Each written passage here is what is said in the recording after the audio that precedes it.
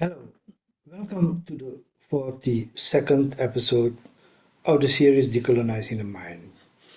And I'm dealing with a sub-series on economic theory, which is chapter 9 in my book on decolonizing the mind. And the last episode dealt with the experience of Russia. Today I'm going into the experience of Cuba, the economic experience of Cuba. To understand Cuba and Cuban economy, you have to understand the Cuban Revolution and the Cuban history. Cuba is in the Caribbean, and in 1823, US President James Monroe proclaimed the Monroe Doctrine that says that the Western Hemisphere should be controlled by America and European colonial powers should end their dominance of the region.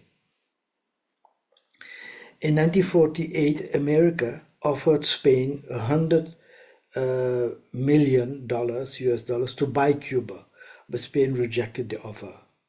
And 50 years later, in 1898, the US Army just invaded and occupied Cuba. American companies dominated the Cuban economy, and they controlled every sector from sugar production to electricity and gambling.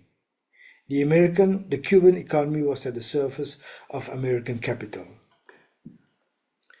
Then, in 1953, a group of 136 revolutionaries led by Fidel Castro attacked the Moncada army barrack in Santiago de Cuba, which is in the east, 900 kilometers from the west of Havana.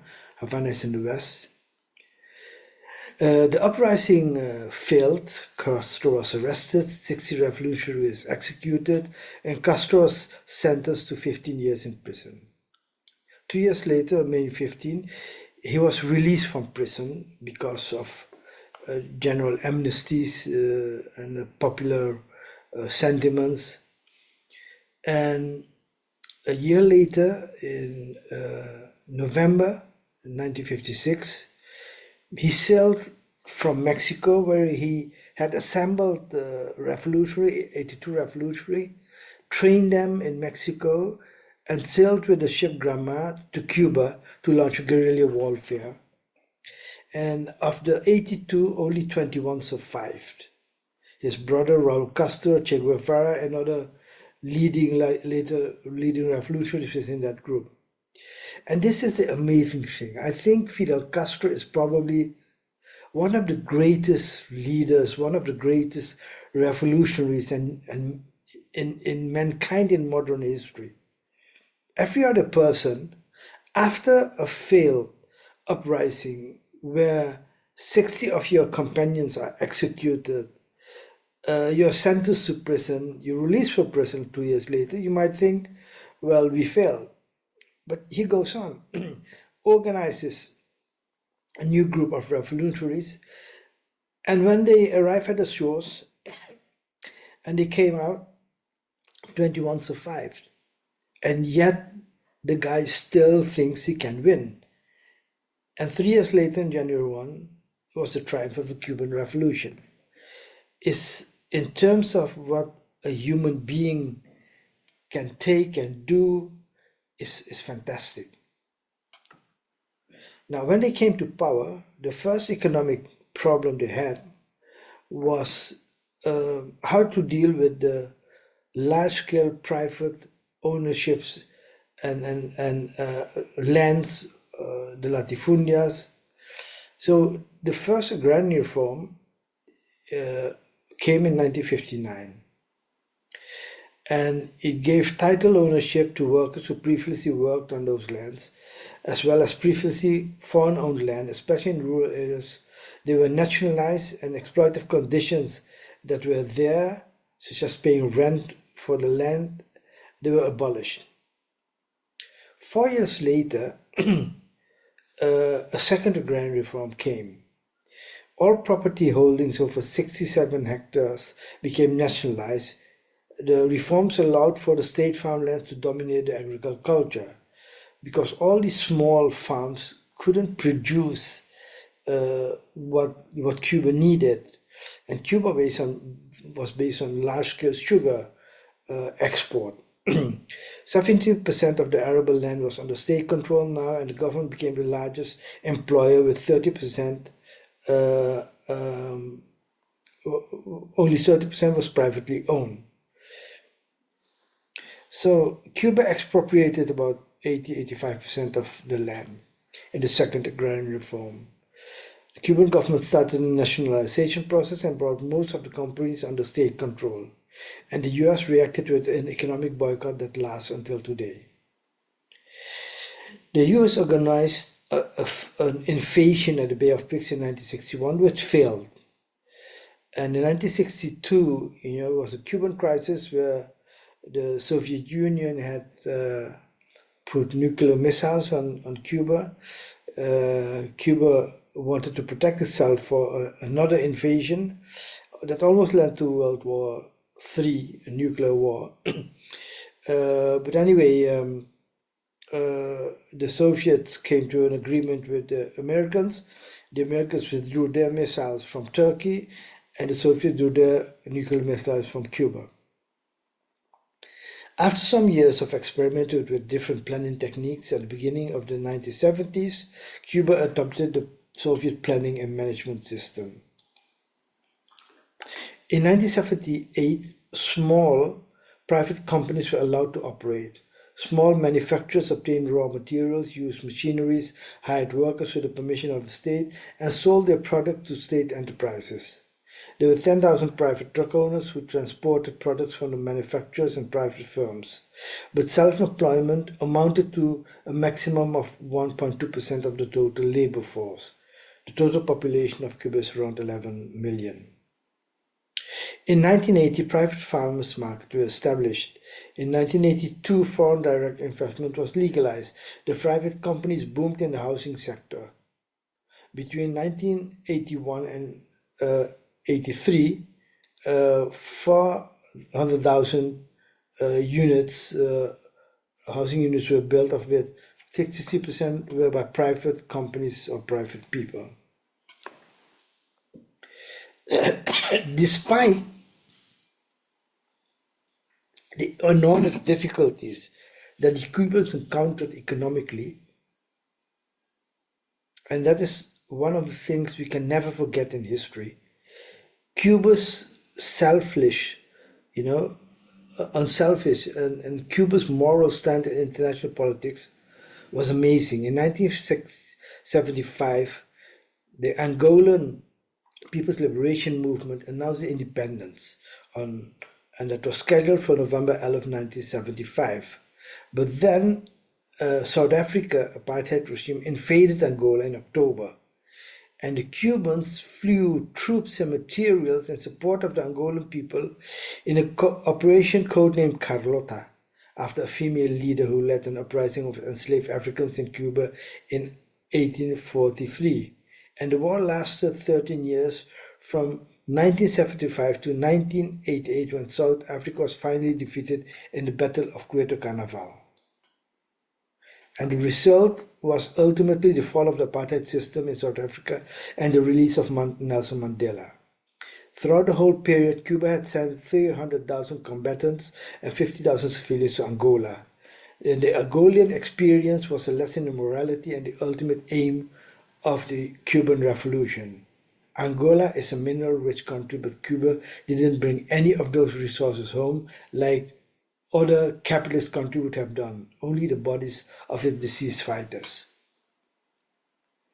Every human being in the world should applaud this sacrifice that the Cubans have made for the liberation of Angola and South Africa. You won't hear that about this in Western media. Now, the Cuban economic system survived because of central planning, and central planning had its problems. Helen Jeff, who wrote a very interesting analysis of the Cuban economy, explains the element of corruption within central planning. There were companies, she said, that were profitable because they stole that fulfilled the plan and distributed prices for filling the plan's values but not in supplies, that produced for profit not in order to meet production needs. Monetary bonuses for surpassing work norms were designed to be easy so that on certain occasions almost all of the workers met them twice and three times. Bonuses were paid without regard to increased or terminated productions. Workers were corrupted by the pursuit of money, even moving jobs in pursuit of its highest incentives. But the Cubans fight corruption. In 1986, the Third Congress of the Cuban Communist Party launched a rectification of errors and negative tendencies campaign. The campaign centered around how to close the growing gap between party leaders and rank and file members and how to increase efficiency. And then came new threats. In 1983, the Soviet Union withdrew that guarantee that had been given to Cuba in the Cuban Missile Crisis of October 1962 that the Soviet armed forces would defend Cuba. The government of Ronald Reagan stepped up its aggressive rhetoric against Cuba, which led Cuba to doubling its defense budget from 5.8% in 1980 to 10.8% in 1988. And the Cuban army began to reorganize its defense along the lines of a people war against a possible attack of the US. But more importantly, in 1985, Gorbachev began to terminate all special deals with the USSR or the socialist countries. Cuba had to sell its sugar and nickel at lower prices than before, leading to a 21 decrease in trade with the Soviet Union. From 1990 onwards, every transaction between Cuba and the USSR were conducted in free currency, dollars instead of rubles, and at market prices. That brought something what the Cubans call the special period in times of peace, which lasted a decade from 1991 to 2000. A horrible period because the GDP fell 35% in 3 years, from 1990 to 1993. Manufacturing industry declined by 90%. Construction by 74%, agriculture by 47%, imports by 75%, imports of machinery and transportation fell by 91%, manufactured products by 70%, fuels and lubricants by 65%, oil and food by 51%. Government investment fell 86%. State administration was slashed with the elimination of 50 ministries. Real wages plummeted 50%, and on top of this, the US blockade of Cuba made Cuba lose up to 30 billion by 1990. So they introduced an austerity program. Subsidies were down for electricity, transport, food, textile supplies, meal provisions for government employees and nursery meals. There were cuts in rural school transport, television broadcasting, quotas of petrol, cars, expenses of government officials, and hard currency spending money whilst abroad. In any other country, this situation might have led to social unrest and widespread protests against the government that might bring down the whole political system. In Cuba, this didn't happen. Why? Now, even in the austerity program, the Cubans were thinking about how to save the workers from the effect of austerity as much as possible. And even in the period of abrupt economic contraction, the workers were not dismissed from their jobs and continued to receive at least their nominal income. Unemployment never rose above 7%. A very gradual employment adjustment process began as part of the process of reforming economic enterprises. The nominal income of all pensioners under the Social Security and welfare system was maintained. The majority of available consumer goods was shifting to the rationing system so that the distribution would be as equitable as possible.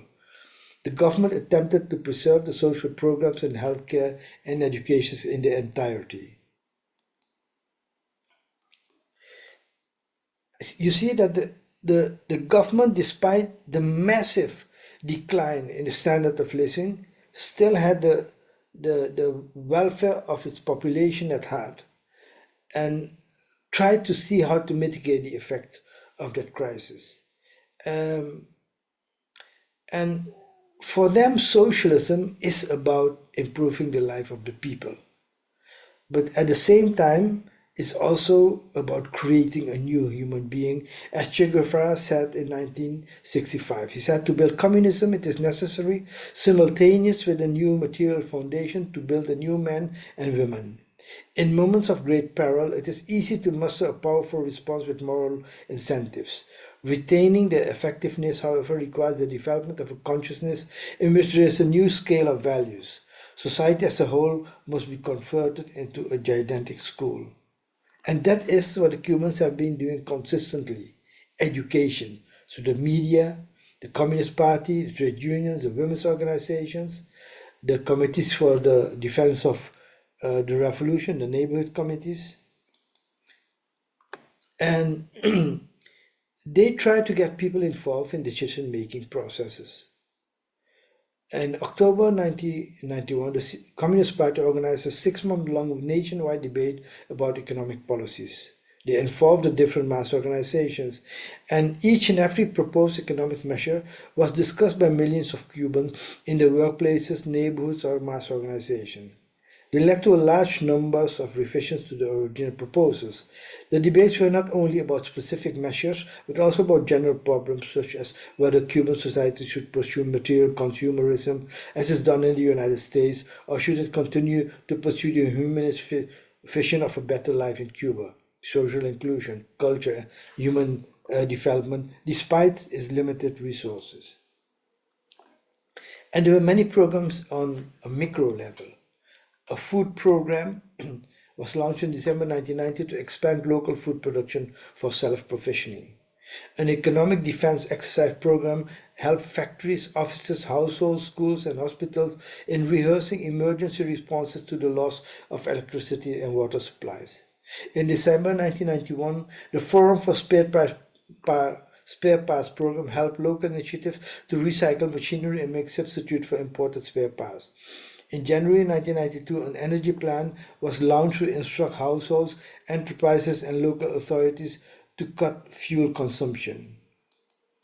In 1993, state ownership of arable land was reduced from 70% to 33% as state land was distributed to workplaces and public institutions to enable them to produce food for their own cafeterias and sell it cheaply to the workers, cooperatives, and to individuals.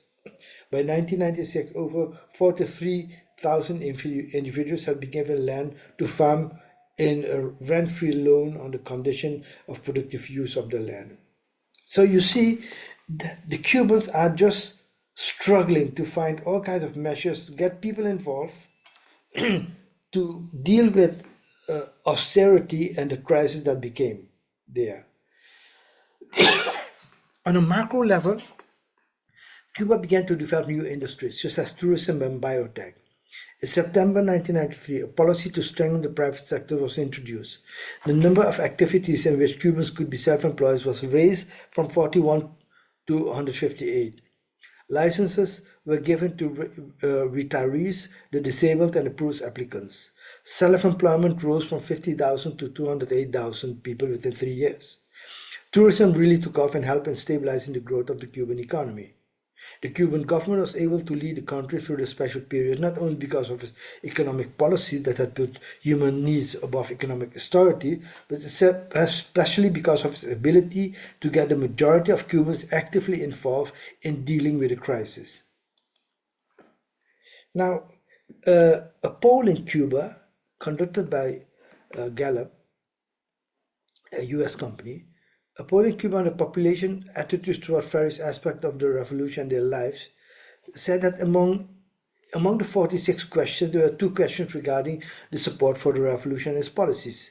One was about how the respondents identified themselves. 10% identified themselves as communists, 10% as socialists, and 48% as revolutionary. So 68% identified themselves as supporting the revolution. And the second question asked respondents to evaluate the achievements and failures of the revolution. 58% that there were more achievements than failures, while 31% said the opposite. So you can see that dealing with a crisis of that magnitude in the special period requires moral, ethical leadership and education, and the Cubans were able to do that. But the the leadership Fidel Castro, Raul Castro, had a huge authority in society. But with the change to new leaderships, new challenges come. And on July 11, 2021, Cuba received a political shock when hundreds of people demonstrated in San Antonio de los Baños in the Artemisa province over prolonged power outage and the lack of COVID-19 vaccine. The protest spread to 6 provinces out of 14 and peaked in Havana, where an estimated 3,000 people marched, many chanting anti-government slogans. There were many instances of violence between protesters and counter-protesters who responded to President Diaz-Canel's statement on television, "Let the revolutionaries take the streets." Police cars were overturned in several places, a children's hospital was stormed, and stores were attacked and looted. The protests eventually stopped, but they had generated a big discussion on Cuba and how this could have been possible and how to prevent it in the future, and especially what kind of economic policy was needed to improve the life of Cuban people. Now, these protests were undoubtedly supported by the United States, organized and financed uh, to foment the legitimate grievances about people, living under difficult circumstances. But the Cuban government, the party, its institutions have been able to counter that and are able to talk to people, discuss, educate them. And there is also a generous also debate on market and planned economy and the combination of it. And the Ministry of Economy and Planning of Cuba from 1998 to 2008 sums up the dilemma, Jose Luis Rodriguez. He said, truly free markets are contrary to socialism's social and political goals. Adopting market mechanisms while failing to understand that they contradict socialism would propel Cuba towards capitalism and hence end its revolutionary project. At the same time, market mechanisms are necessary in socialism as long as the forces of production are insufficient for the collective nature of labor to express itself without mediation. Failure to understand this, particularly in the specific context of a small open economy in crisis in a world thoroughly dominated by capitalism, would have led Cuba to reject the market mechanism necessary to survive its economic crisis and hence also would have brought an end to the revolutionary project. So he says, basically what Deng Xiaoping also is saying that you can use the market mechanisms to solve problems of the economy, but it is still the state that leads this process. And the extent to which and how depends on the country. And Cuba is a small country, China is a huge country, so the circumstances are different. Now, you see that in different parts of the world are different ways of looking at how to organize your economy. And it goes beyond the dichotomy of socialism and capitalism. It looks at different ways to build a society using planning, the state, a market mechanism. The next episode, I'll deal with Bolivia. But if you want to read more about Cuba, you could look into chapter 9 of my book. And if you want to support this channel, subscribe to it, share it with friends, family, and colleagues, and encourage them to subscribe, get involved in discussion group, and if you want to make a donation, look at solnavhira.com how to do that. Thank you very much.